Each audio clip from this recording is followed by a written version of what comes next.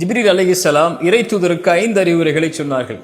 எப்படி வேண்டுமானாலும் வாழ்ந்து கொள்ளுங்கள், ஒரு நாள் இந்த உலகத்தை விட்டு பிரிந்து விடுவீர்கள் என்ற எண்ணத்தில். யாரை வேண்டுமானாலும் நேசித்துக் கொள்ளுங்கள், ஒரு நாள் எல்லோரும் உங்களை விட்டு பிரிந்து விடுவார்கள் என்ற எண்ணத்தில். எதை வேண்டுமானாலும் செய்து கொள்ளுங்கள், அதனுடைய கூலியை இறைவன் கொடுத்தே தருவான் என்ற எண்ணத்தில்.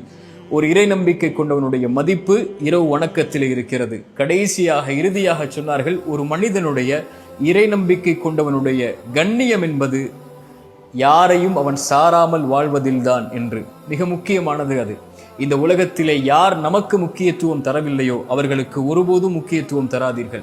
யார் உங்களுடைய வார்த்தைகளுக்கு செவிமடுக்கவில்லையோ அவர்களிடத்திலே ஒருபோதும் உங்களுடைய வார்த்தைகளின் நேரத்தை கொடுக்காதீர்கள். உங்களை விட்டு யார் பிரிந்தார்களோ அவர்களுக்காக ஒருபோதும் அழாதீர்கள். இதயம் உங்களுக்காகத்தான் துடிக்கிறது, பார்வை உங்களுக்காகத்தான் விழிக்கிறது. உங்களையும் உங்களுடைய இறைவனையும் மட்டும் சார்ந்து வாழுங்கள்.